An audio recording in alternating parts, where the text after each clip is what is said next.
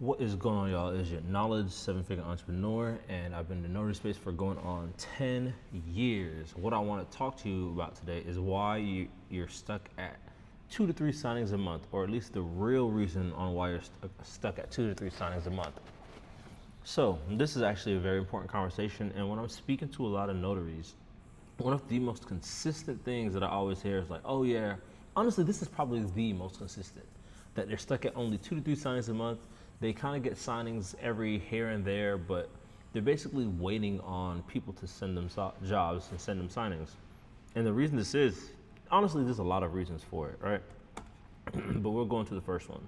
So the first one is you only show up when you need money. You only show up when you need money. So one of the things that I always say is that until something hurts you enough to where you want to change things, you're not going to actually change anything. So for example, if you're at your job, you're making money, but you want to have a business on the side, you're not going to actually do it. You're not going to actually focus on that until you actually hate your job or something big happens in your life to where you're going to have to make a change. If you don't do that, if something like that doesn't happen, if the hurt isn't big enough, you're not going to change it. So what I realize with a lot of people is they only really want to change things when they're going through a rough patch in their life. This is why sometimes when you're struggling for an extended period of time, it's actually like a blessing in disguise, because the current situation that you're in hurt you so much that you want to move out of that situation. So what you need to understand is that inconsistent efforts equal inconsistent bookings. And I'll type that out for you right here. So inconsistent efforts equals inconsistent bookings. Inconsistent efforts equal inconsistent bookings. So when you're only focused on it when things are bad, then you're only going to be worrying about getting money when things are bad. And it doesn't make any sense. That doesn't make any sense at all. So another of the biggest things that you do is you're waiting instead of positioning yourself. So you're waiting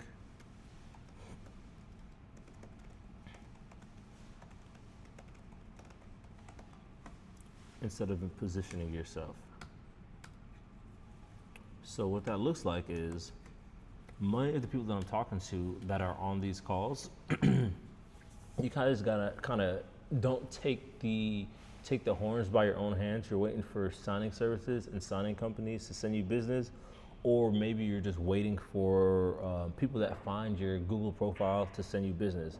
And when you do that, you're not putting yourself in a position of like leadership or a position of controlling your business and trying to control the amount of clients that are coming in, which doesn't make sense. You have to focus on bringing in clients. There's something that you can be doing every single day to bring the clients in. And if you aren't doing that and you aren't focusing on that, then you're not going to make any money. So a lot of you guys are just sitting down waiting for clients to come to you. This is probably one of the most common things for students and for people that are interested in joining. They always say this. They've just been waiting around for months, waiting for things to happen. Some of them will get 2 to 3 signings a month. Some will get them every other month, and it's inconsistent. So if this is something that you would want to do full time, there's no way that you're going to be able to do it full time, because one, you're inconsistent. You only really want to grow your business. You only really want to grow your notary business when you're not making money. And number two, you're waiting for them to send you money consistently, which doesn't. You're just waiting for them to send you money, which isn't one of the things that you need to be doing. So you're just hoping for jobs to come to you instead of making yourself easier to find and easier to book. Okay, next up is you have no clear offer or identity. And this is what I see a lot, right? Or identity. So a lot of you guys, a lot of people that reach out, they have insurance businesses, or they may do taxes on the side, or they may do like a various other businesses. And one of the things I realize a lot of them want to do is they want to take all of these businesses and put it under the same website. So they say that, hey, I do taxes, I do life insurance, I do health insurance, I do I do this, that, and I do the third. And they're like, hey, Knowledge, can I just put this all under the same website? Because I guess theoretically it makes sense. Like I want this to be a one-stop shop. But do you understand how many one-stop shops I've heard? Oh, I want to be a one-stop shop. So it's like, damn. How many one-stop shops are there going to be out there? You kind of want to be specialized in something. You want people to come to your website and say, oh, I know he does this. You know, when you come to knowledge, you're going to hear about business, or you're going to hear about the signing service or signing agency business. You're not going to be a one-stop shop for every single thing out there. You're not that big yet. You don't need to be focused on that. You have no clear offer. You have no clear identity. What do you do? Oh, I do this, this, this, this, this. Now a customer's looking confused. They just want to know, what do you do? What can I help with? Like, what do you specialize in? What do you specialize in when you're such a generalist? You know what I mean? You not only do you just do notarizations, but I also do taxes. I do this. It's like you just look thirsty to trying to get some money in. But if you would just focus on one thing, you can dominate that area. You can dominate that field. And then once you dominate that and you're known for that, create another website. Go on to the next thing. But stop trying to push everything into one website or one bucket and advertise for everything. Because when you're talking to everybody, you're talking to nobody. So be specialized in who you talk to. Make your offer clear, make your identity clear, and grow from there. That kind of rhymes too, like that. Full-time businessman, part-time rapper. So you're invisible to repeat clients, right? You're invisible to repeat clients. And after invisible, oh my gosh, look at that. And what I mean by that is you don't do any follow-ups, you don't do any reminders, so they forget that you even exist. When you have these repeat clients come in, or when you have clients that come in that do documents that you know, oh, they might need me to do this again, those are the clients you want to make sure that, honestly, for every client, you want to make sure they have a great experience, yes. But the ones that you know that are doing documents where they might come back for more, or maybe if it's a law office or something that reaches out to you, you need to be treating these people the best. I mean, follow-ups with them. You need to make sure you're sending out the emails. You need to make sure that the appointment went well. You need to make sure that, hey, if you book with me again, I'll give you X and X amount off. You need to make sure that you have an account manager assigned to them. But you just need to understand is that these are the ones that you take care of, because the repeat clients are the ones that keep your business afloat when you don't have any other source of marketing coming in. So during those slow seasons that people like to talk about, where they're just not making any money because they don't know what they're doing, your repeat clients are going to be the ones that save you.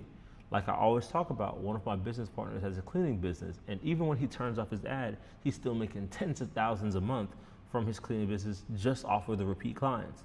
So the ones that are going to consistently come to you, like I said, are the ones that keep your business afloat, make sure you keep the lights on, and even if it truly is a slow season, they can weather you through the storm till you get back to the season where you're making money.